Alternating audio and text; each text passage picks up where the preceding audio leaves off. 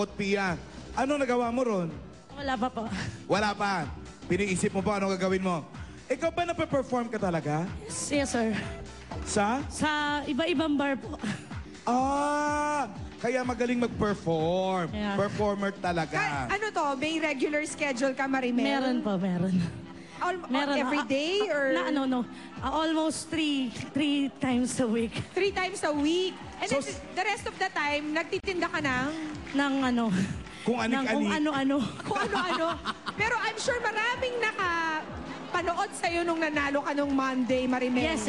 Sobra. Paano na bago ng pagkapanalo mo yung buhay mo?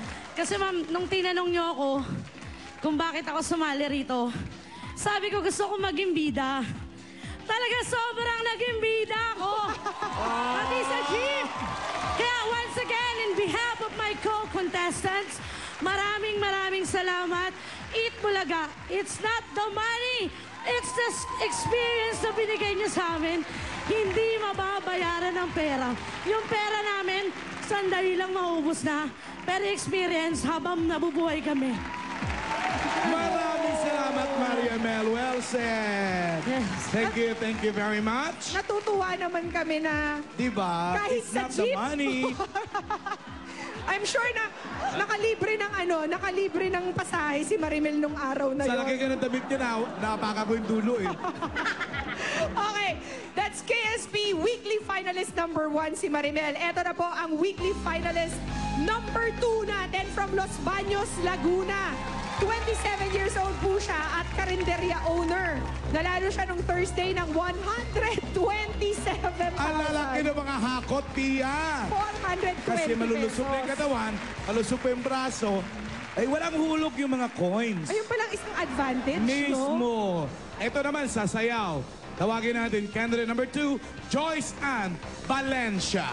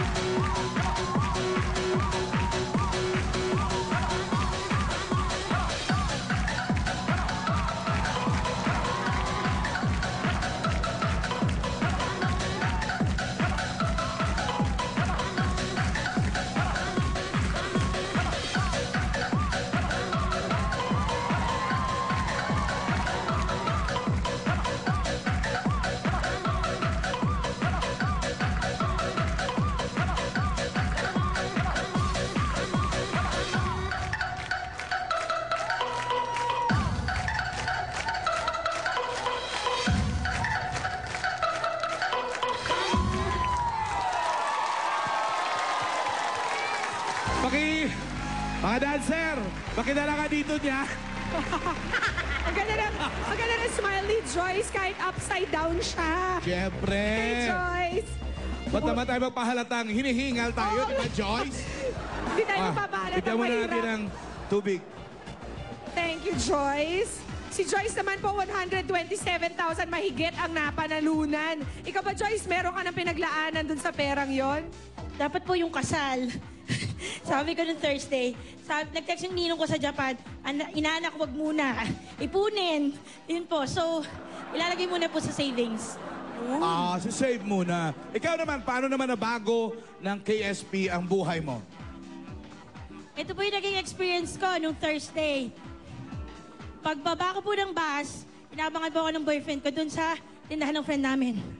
Hala! Pagtungtong ka pa lang na ganyan, pagbaba ko, yung tindera sa panaderya. Ayan, yung nanalo kanina! Yan, yung nanalo kanina! Congratulations! Teka, nagsasyak ako kasi Thank you po. Thank you po. Tapos may lasing. Ay, alala kanina. Isandaan naman dyan. Siko, ay, wala pa po. Hindi pa po nakukuha. Tapos doon pong mismo doon sa tindahan ng friend namin, hala, unti-unti na nang lalapit yung mga tao para akong prinsesa. Wow! Joyce, Di tanong. proud na proud sa'yo, boyfriend mo. Nag-text, sabi sa akin, mahal na mahal kita, proud na proud ako sa'yo, at ako ay napakaswerteng ikaw ang mapapangasawa ko. Huwag ka. Paano ba kaya kapag nanalo si Joyce ng weekly finals ngayong Ay, araw? nako. Baka pagkatapos ng Eat Bulaga, kasala na mamayang 2:30. Okay, maraming salamat, Joyce. Thank you, Joyce. Nice to see you again. Busin mo muna yung tubig mo.